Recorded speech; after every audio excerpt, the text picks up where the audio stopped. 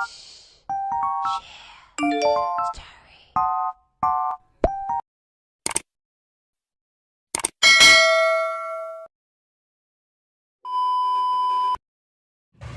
guys, it's Wednesday and as what you have noticed, katatapos ko lang din mag-prepare. So, samahan niyo ako guys na pumunta na sa work.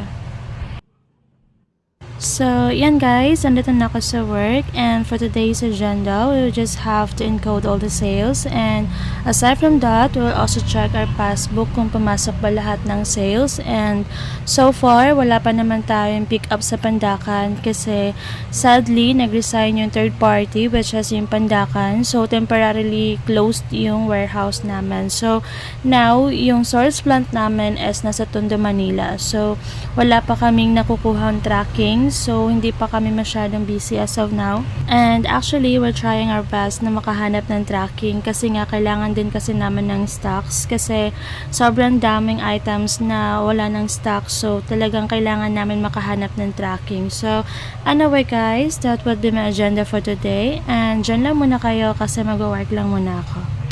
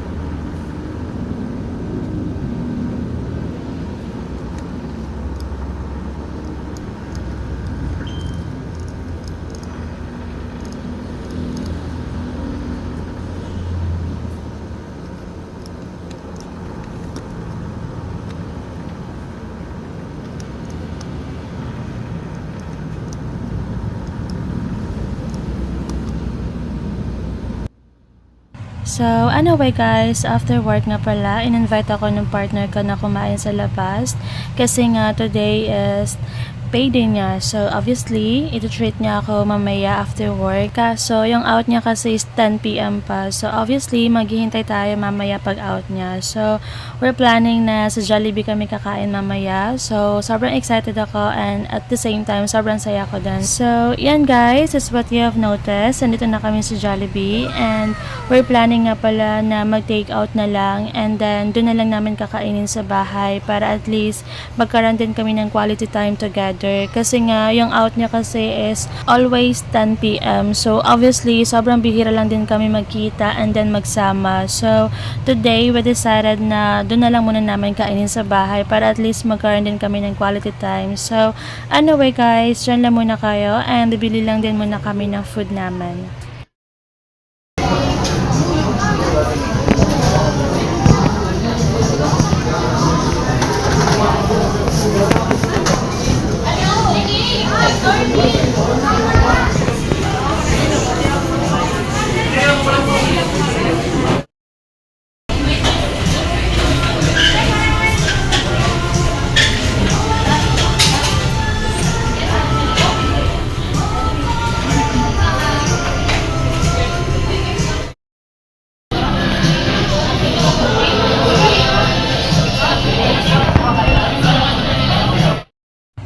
So, anyway guys, we got our food. So, pauwi na din kami sa bahay. And that's all for today's video guys. Thank you guys for watching.